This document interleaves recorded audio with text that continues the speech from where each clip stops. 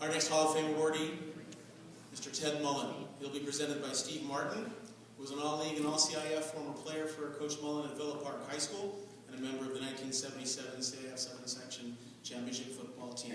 Steve?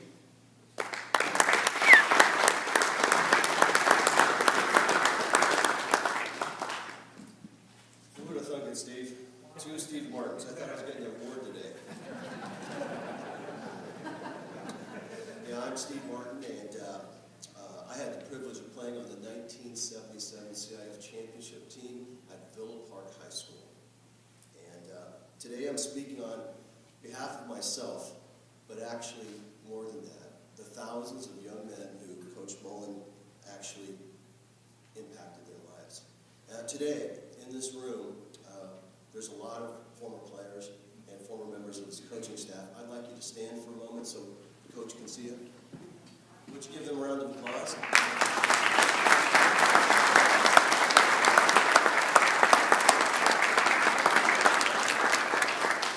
Now, I've got to set the record straight. You have his name wrong.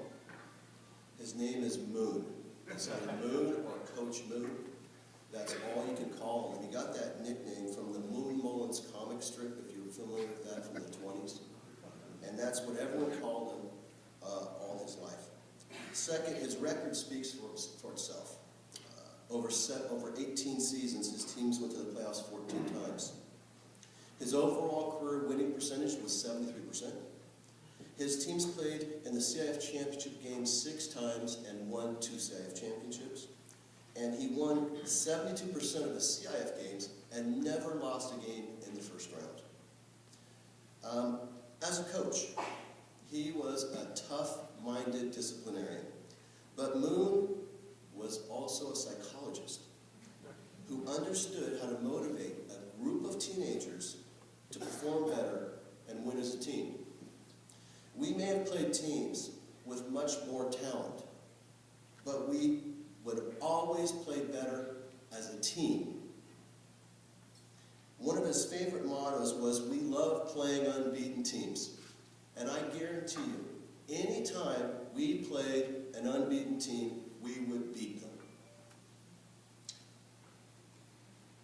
He also treated every single player as an individual.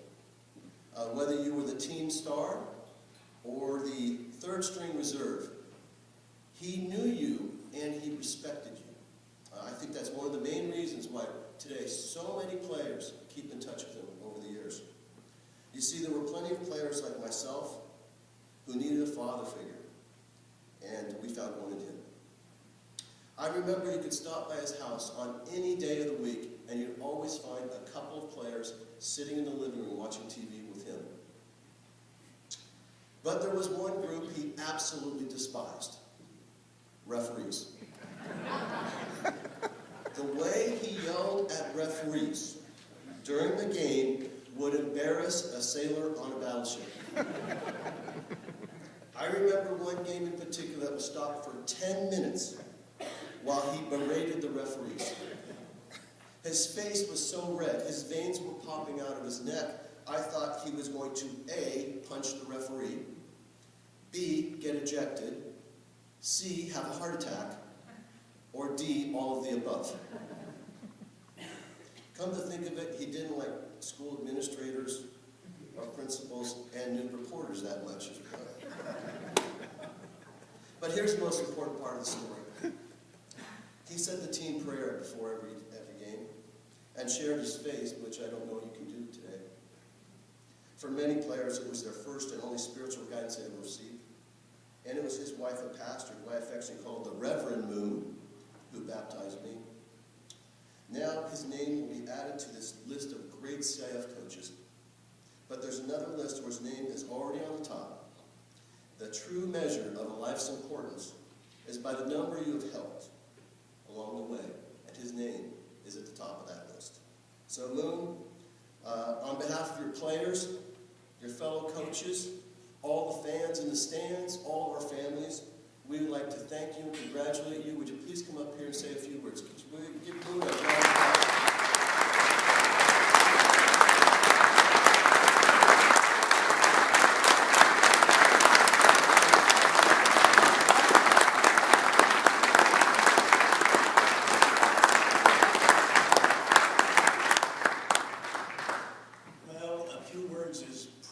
probably not able to handle it. I noticed that this has been referred to, the nominees must exemplify the highest standards of sportsmanship, ethical conduct, moral character, and character endorsement, and so forth.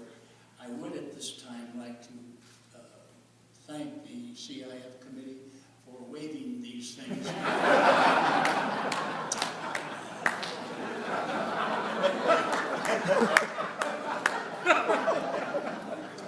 The only reason I'm standing here is because of three things, really. One, I was able to surround myself with great coaches. One of the things that I'm more fond of is the fact that we had won it at two different schools, Villa Park in '77 and Foothill in '81. And I had two entirely different staffs for both of those championships.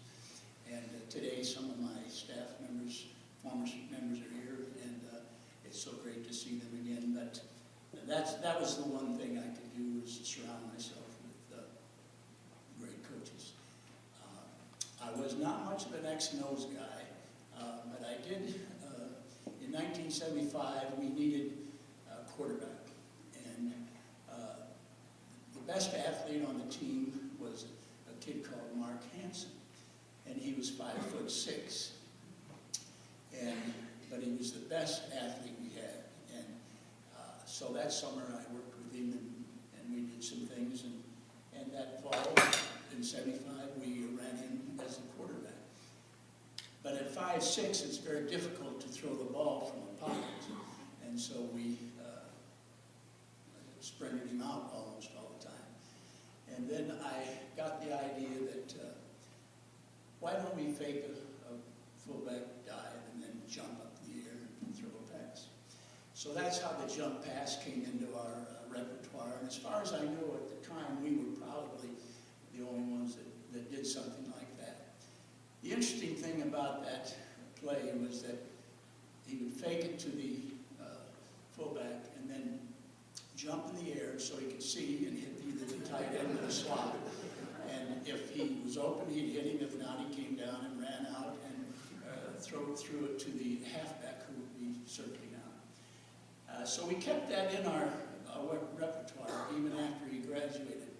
And in '77, when we had a junior quarterback by the name of Steve Brown, who's here today from Colorado, I might add, we kept that in there, and we did the same thing. And in the championship game that year, Steve executed the dive hot pass, as we called it, and on the third play of the game against Los Al, and jumped up, came down. Oh, wait a minute. Let's see, jumped up. Steve really put his heart into it. He must have gotten off the ground 1, maybe 2 inches. He threw it out the side, and he scored a touchdown. And the same thing in the championship game when we were at Foothill in the third overtime. It was a 3-overtime game that year with El Medina. Our quarterback, Davy Joe Long, hit the tight end for the touchdown in the third playoff game. So that was the other thing. And of course, the final and only thing that I could do was try to pick out kids that wanted to play football. I had a lot of fights with my staff over the number of players that we used to have, but I felt that any kid who wanted to play football should have that opportunity no matter what his talent was. So we had large squads and people who they couldn't even run 10 yards almost, but some of them. But we never believed in cutting, and I still don't believe in cutting. I think it's the worst thing you can do in football. And I just, in closing, I want to say it's probably not politically correct, but I'll say it anyway. But oh, I better say one more thing before that. When I went from Villa Park to Foothill, I had heard that the Foothill people kind of like to party. And so I thought, oh, I'm going to get this straight right away. So I called them all together in a meeting, and the first thing I said, I know you like to party must think about, let me show you a little demonstration. So I took 2 glasses, and with one I filled with water, and with one I filled with alcohol. And then I dropped 2 worms in them, and they swam around for a while, and the boys were looking at them. And then all at once, the worm that was in the alcohol curled up and died. And so I said, now what do you learn from this? And of course, Davy Joe, our great quarterback from Foothill, said, raised his hand. I said, Davy Joe? He says, Coach, that shows us that if we drink enough alcohol, we won't have worms. With that, I was a little bit nervous, but we went on to have a good time. But as I say, it's probably politically incorrect, but I want to say that I will continue to pray for God's blessing on all of you and all my players, ex-players, and especially the CIF, because remember this, without high school athletics, all the athletics, our dropout rate would be much higher, and it's motivated many a young boy and girl to go on to great things. Thank you so much.